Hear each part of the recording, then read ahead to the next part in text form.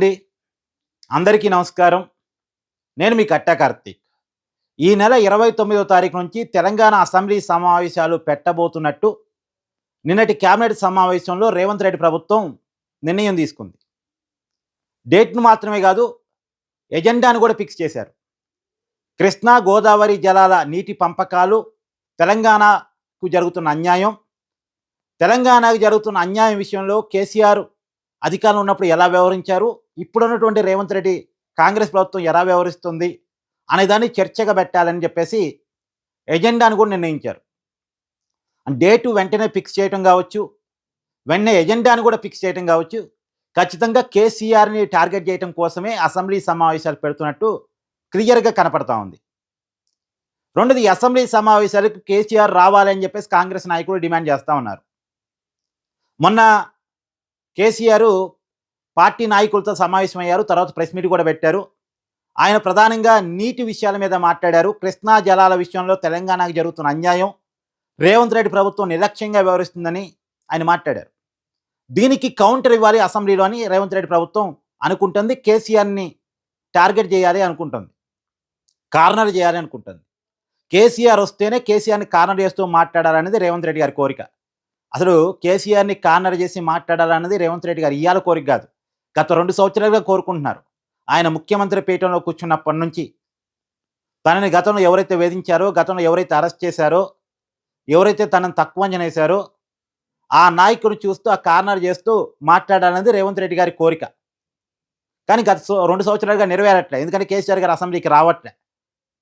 ఏదో ప్రమాణ స్వీకారానికి ఒకసారి వచ్చిపోయారు, అది కూడా విడిగా వచ్చిపోయినట్టున్నారు. తర్వాత ఒక్కసారి బడ్జెట్ సమావేశాలకు వచ్చిపోయారు, అది కూడా మాట్లాడలేదు. ఆ రోజు కనిపించిపోయారు అంతే, కనిపించి మీడియా పాయింట్ దగ్గర మాట్లాడి వెళ్ళిపోయారు అంతే. కాబట్టి కేసీఆర్ గారు అసెంబ్లీకి రావట్లేదు కాబట్టి ఆయన్ని కార్నర్ చేయాలనే రేవంత్ రెడ్డి గారి కోరిక నెరవేరట్లేదు.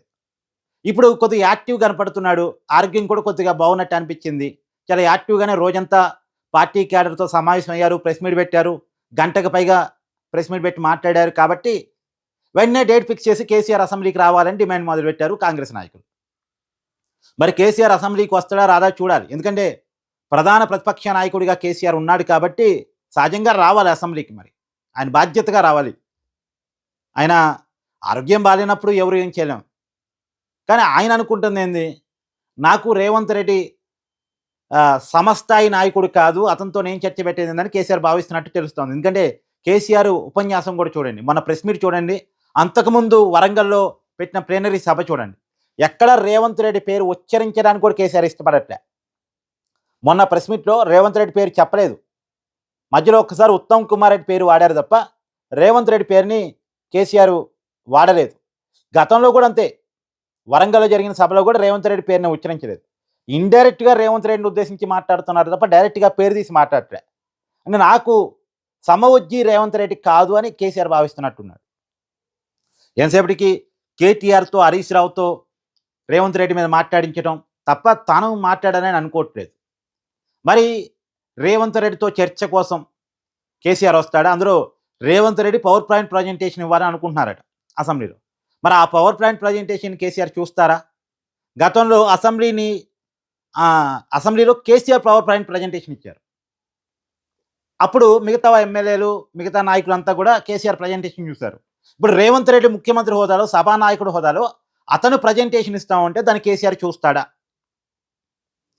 చూడాల్సిన అవసరం అయితే ఉంది. మేబీ కేసీఆర్ అసెంబ్లీకి రావాలని మనమైతే కోరుకుందాం, వస్తాడా రాదా అని తెలియదు. కానీ ఏది ఏమైనా బయట సభలు పెట్టిన దానికంటే అసెంబ్లీలో సమగ్రమైన చర్చ జరిగితే అసలు తెలంగాణకి నీటి పంపకాల విషయంలో రాష్ట్ర విభజన జరిగినప్పటి నుంచి జరుగుతున్నటువంటి అన్యాయం ఏంటి, దాని విషయంలో గత ప్రభుత్వం ఎలా వ్యవహరించింది, ఇప్పుడు ప్రభుత్వం ఎలా వ్యవహరిస్తుంది, అప్పుడు ప్రభుత్వం, ఇప్పుడు ప్రభుత్వం, అప్పుడు అధికారంలో ఉన్న బీఆర్ఎస్, ఇప్పుడు అధికారంలో ఉన్న కాంగ్రెస్ అందరూ కలిసి, కేంద్రంలో ఉన్న బీజేపీ, 3 పార్టీలు కలిసి తెలంగాణకు అన్యాయం జరగకుండా ఎలాంటి చర్యలు తీసుకోవాలనేది అసెంబ్లీలో చర్చించి ఒక నిర్ణయానికి వస్తే తెలంగాణకి రావాల్సిన నీటి వాటాన్ని కనుక తెప్పించగలిగితే చాలా మంచిది.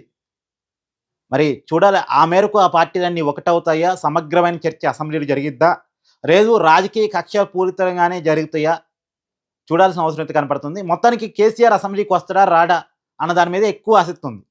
కేసీఆర్ రావాలి, కేసీఆర్ మాట్లాడిన దానికి కౌంటర్ ఇవ్వాలి, కేసీఆర్‌ని కార్నర్ చేయాలి అనేటువంటి ఆశతో అయితే రేవంత్ రెడ్డి వాళ్ళ ప్రభుత్వం ఆశపడతా ఉంది. మరి చూడాలి ఏమైద్దో అనేటువంటిది. Thank you.